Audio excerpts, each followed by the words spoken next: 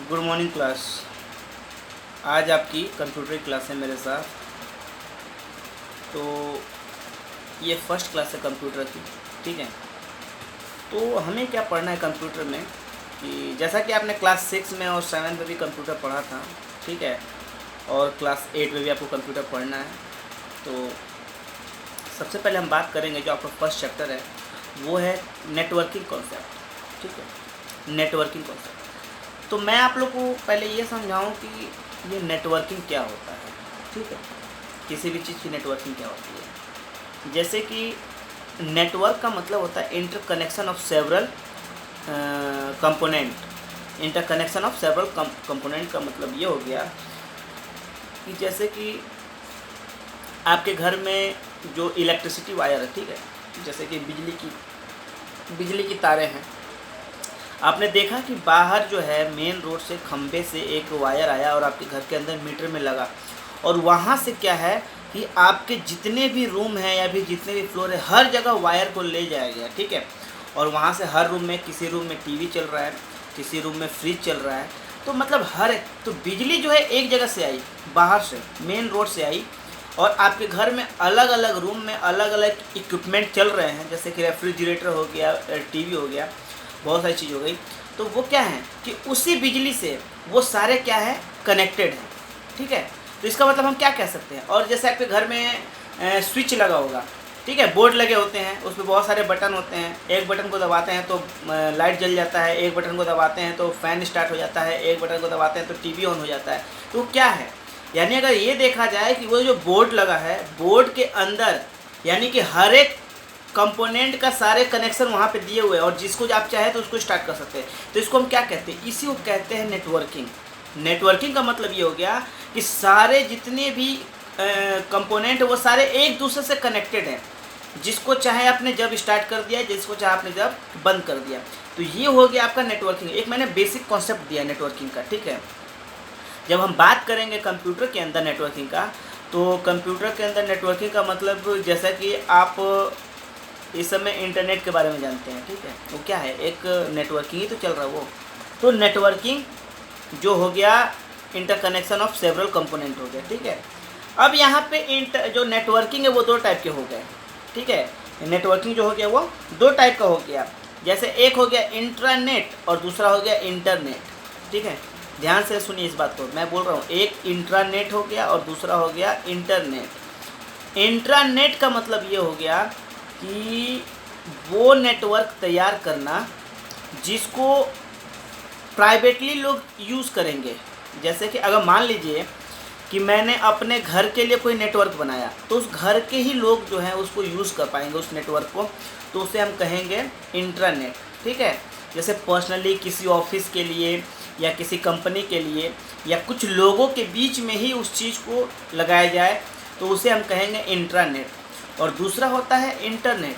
तो इंटरनेट का मतलब ये हो गया कि इंटरनेट के अंदर कोई भी उसे एक्सेस कर सकता है, मतलब कि जिसको ज़रूरत पड़ेगी वो यूज़ कर लेगा। जैसे कि आप गूगल करते हैं अपने फ़ोन पे, गूगल चलाते हैं, या फिर प्ले स्टोर पे जाते हैं और प्ले स्टोर पे जाके कोई भी आप ऐप्स डाउनलोड करते हैं, ठीक है। तो वो ऐसा तो नहीं कहता कि नहीं आपके लिए नहीं है, ये उस बच्चे के लिए है या दूसरे बच्चे के लिए है, या फिर बस अमेरिका वाले बच्चों के लिए है, या फिर बस इंग्लैंड के बच्चों के लिए है, या फिर गांव के लिए बच्चों के लिए नहीं है, ऐसा वो नहीं कहता।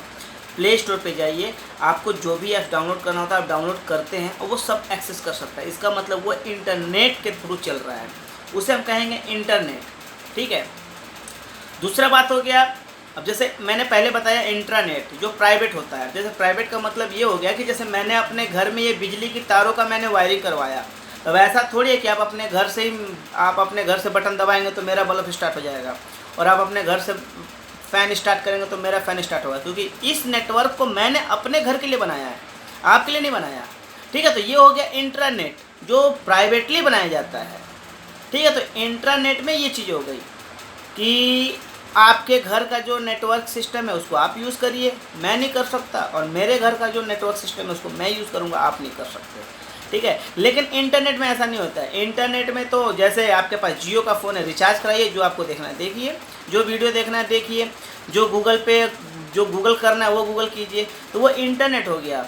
जो सर्वर से आता है, जो ऊपर जो सेटेलाइट पे सर्वर होते हैं वहाँ से आता है, उसको हम एक्सेस करते हैं, तो वो किसी के लिए मना नहीं होता, वो आप भी कर सकते हैं यूज़ और मैं भी कर सकता हूँ यूज़। तो उसको बोलेंगे इंटरनेट। दो बातें आपको समझ में आ गई, इंट्रानेट जो पर्सनली यूज़ किया जाता है अपने खुद के लिए, और इंटरनेट जिसमें कोई भी एक्सेस कर सकता है, किसी को कोई मना नहीं होता है।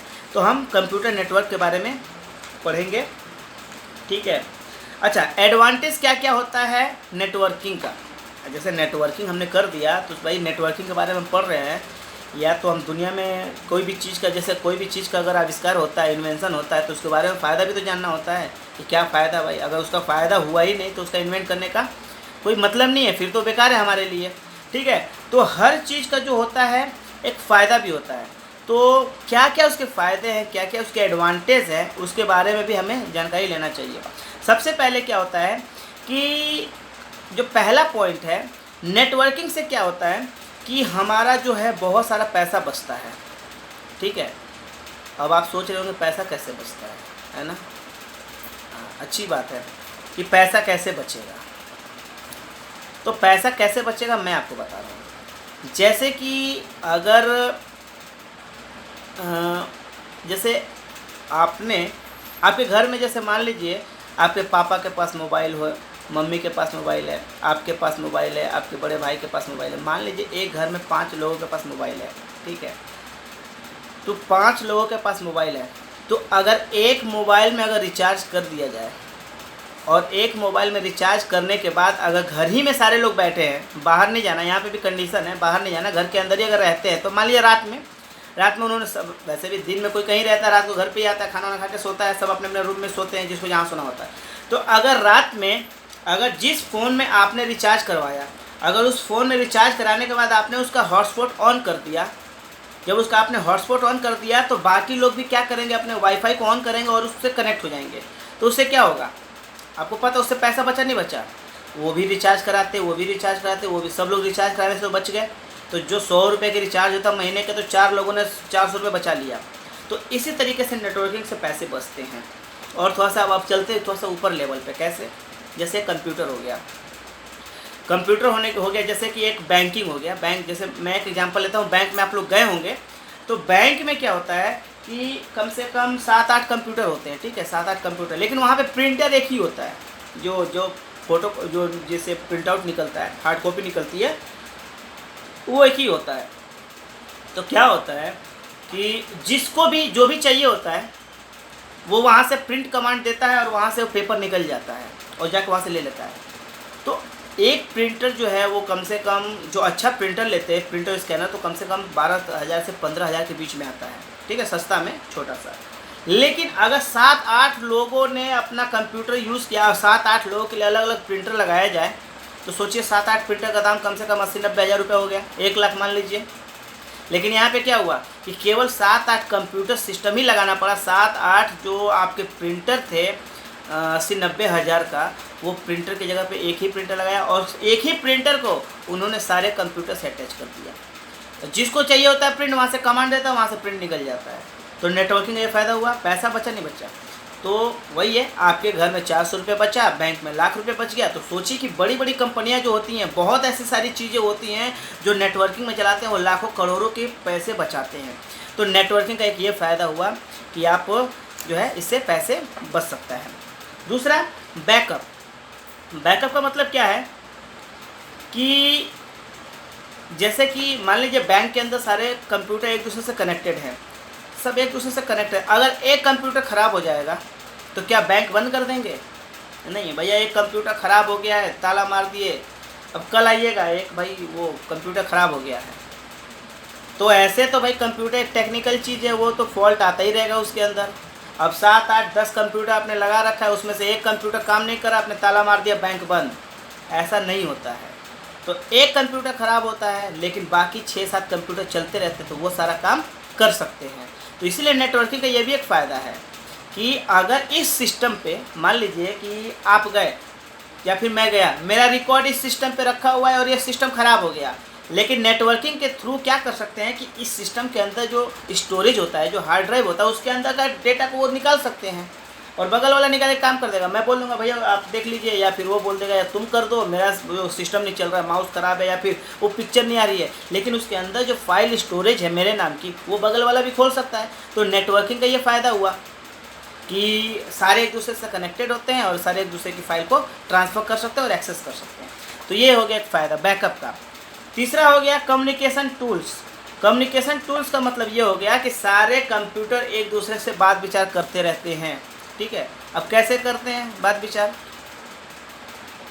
तो बात विचार करने का मतलब ये हो गया, मान लीजिए आपके घर के बगल में एटीएम है, आप गए, आपने एटीएम डाला और वहाँ पे लिख दिया कि भाई इसमें पैसे नहीं हैं।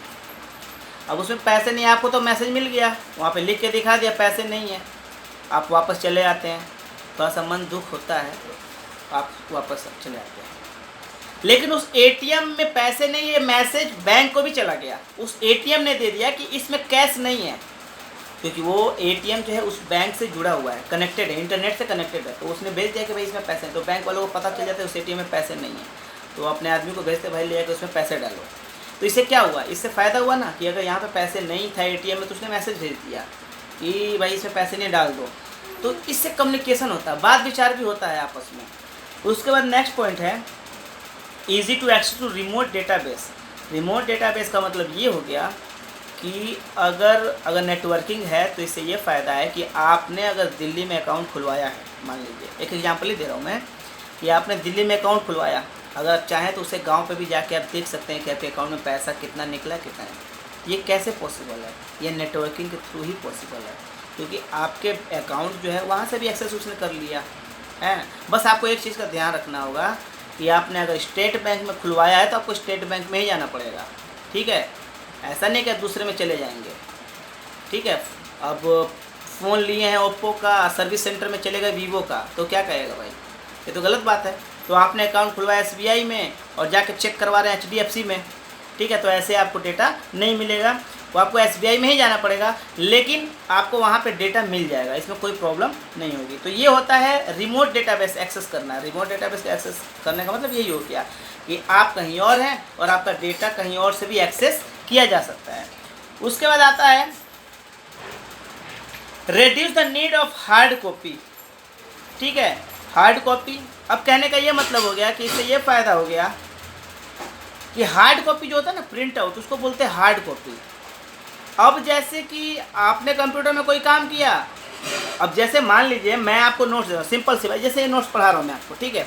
अब ये ऐसा क्या करूँगा, मैं सारा कॉपी पे लिखूँगा, फ़ोटो कॉपी कराऊँगा और आपके घर घर जाके मैं बांटूँगा, तो आप उसको कॉपी पे पूरा करेंगे, ऐसा नहीं ना। जैसे हैं, इसको मैं पेपर पे लिखूँगा, फिर फ़ोटो कॉपी कराऊँगा, फिर मैं आपके घर जाऊँगा, नहीं, मैं सीधा क्या करूँगा, कॉपी पे लिखूँगा और उसका फ़ोटो खींचूँगा और आपको भेज दूँगा। आप क्या करेंगे, अपने फ़ोन को ले जाएंगे अब और फोटो कॉपी से निकलवा लेंगे। कितना फ़ायदा हुआ नेटवर्किंग का, देखिए कि हार्ड कॉपी ज़्यादा मुझे इधर उधर नहीं ले, मुझे परेशानी से बचना, मैं परेशानी से बच गया। मैंने सिर्फ फ़ोटो खींच के आपको भेज दिया और आपने वहाँ से अपना निकलवा लिया, या फिर आपने फ़ोन से कॉपी पे लिख लिया। तो इससे क्या हुआ, जो मैं यहाँ पे 20-30 फ़ोटो कॉपी करवाता, फिर मैं आपके घर जाता, फ़ोटो कॉपी देता, फिर आप अपने कॉपी पे लिखते, वो सारी चीज़ें बच गई, क्योंकि मैंने सीधा फ़ोटो खींचा, आपके फ़ोन पे भेज दिया और आपने फ़ोन से ही अपने कॉपी में उतार लिया। इससे कॉपियाँ बच गई और मेहनत भी मेरा बच गया। तो नेटवर्किंग के ये सारे फ़ायदे हो गए। देखा आपने कितना इसका फ़ायदा हुआ। और दूसरी और सबसे लास्ट बात है और इम्पोर्टेंट बात है, real time delivery. Real time delivery का मतलब ये हो गया कि अगर नेटवर्किंग में रियल टाइम डिलीवरी ये हो गया कि जैसे कि एटीएम का एग्जांपल लेता हूँ मैं। जैसे एटीएम में जाते हैं, पैसे निकालते, कार्ड डाला, अब इंतज़ार करते हैं, वहाँ पे लिख देता है कि कैश नहीं है, या फिर 500 का कैश होता है तो वो खर करके मशीन में से निकाल देता है। आपने कभी देखा ऐसा हुआ है कि आपने एटीएम मशीन में कार्ड डाला और वो कह रहा है कि हाँ रुको अभी पैसे हैं, नीचे है, अभी मैं धीरे धीरे पैसे निकाल रहा हूँ, या फिर कल आना, मैं पैसे निकाल के रखा रहूँगा तो मैं दे दूँगा। एटीएम मशीन ऐसा नहीं कहता। अगर उसके पास पैसे हैं तो वो तुरंत निकाल के देगा, अगर नहीं है तो बोल देगा कि कैश नहीं है। अगर कार्ड में कोई प्रॉब्लम है तो वो कहेगा कि कार्ड में प्रॉब्लम है, आप बैंक से मिलिए, लेकिन वो कभी ऐसा नहीं कहेगा कि आज ठीक है कल आना, मैं पैसे निकाल के रखूँगा, या फिर पैसे जो है बहुत नीचे दबा हुआ है, मैं उसको निकाल कर रखूँगा, कल 11 बजे आके ले जाना। नहीं, रियल टाइम डिलीवरी का मतलब ये हो गया कि जब मैंने उसके लिए पैसे के लिए मैंने उससे पूछा, उसने तुरंत मुझे पैसे दिया, अगर नहीं है तो तुरंत उसने मना कर दिया। ये रियल टाइम होता है, ठीक है। जैसे कि हम किसी को पत्र लिख के भेजते थे तो हमें खुद नहीं पता था तो ये पत्र कब जाएगा। पहले लोग लिखते थे ना, 10 दिन में लेटर पहुंचता था, 15 दिन में गांव में लेटर पहुंचता था, लेकिन आज ऐसा नहीं है। आज नेटवर्किंग के थ्रू जैसे व्हाट्सएप पे आपने मैसेज किया, जैसे ही आपने सेंड, टिक टिक 2 बार टिक जाने का मतलब उनके मोबाइल में पहुँच गया, ठीक है। कितना मिनट लगा, मतलब सेकेंड भी नहीं लगा, उनके मोबाइल में पहुँच गया। अगर आपका नेटवर्क सही है और उनका नेटवर्क सही है तो। और 2 बार अगर आपको ब्लू अगर टिक दिख गया, 2 नीले टिक दिख गया, जिसका मतलब उन्होंने पढ़ भी लिया। सोचिए कितना फास्ट काम हुआ। नहीं तो वही लेटर जो पहले 10 दिन में जाता था, वो 10 दिन में जाता था, वो भी पता नहीं मिलता था नहीं मिलता था। पोस्टमैन कहता था हमने तो डाल दिया, उन्होंने कहा हमें तो मिला ही नहीं, बहुत सारी दिक्कतें आती थी।